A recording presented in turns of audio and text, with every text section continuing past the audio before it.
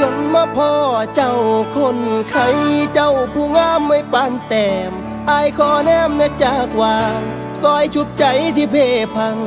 ลาบานางคนไข้สิเป็นไปได้บ่ท่านอายสิขอไปเคียงกายท่านเจ้าบ่มีภัยคันได้นางมาเคียงข้างสิขอหักนางไปจนแก่โปรดรับใจเอาไว้แน่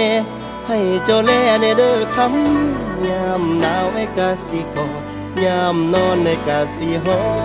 ม